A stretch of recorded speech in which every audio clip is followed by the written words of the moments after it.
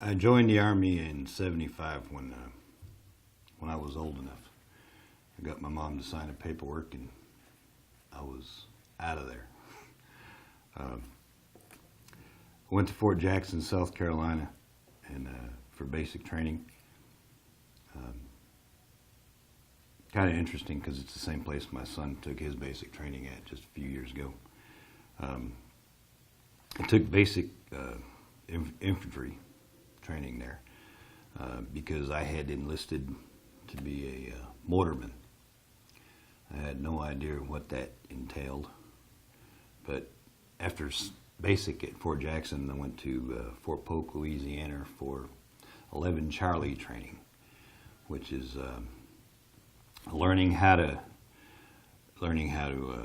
shoot a mortar, which is a small artillery piece.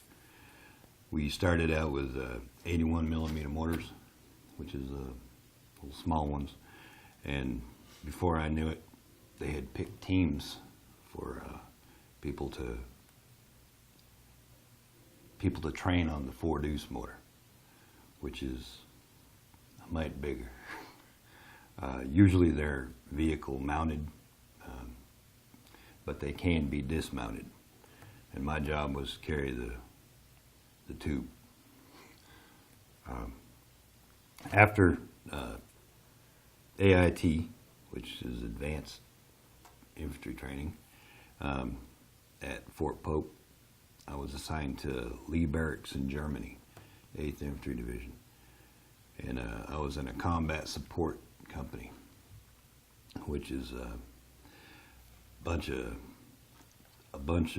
grunts that are specialized in either red-eye, mortars, the track-mounted cannons. I mean, the Jeep-mounted cannons back then. Anyway, it was a combat support company. We supported the tankers and the infantry. I did that for a few years, and then they came up with a concept called 13 Fox, Field Artillery Observer, or Fire Sport Coordinator. It was lessons learned from Vietnam, from so many folks getting killed from indirect fires.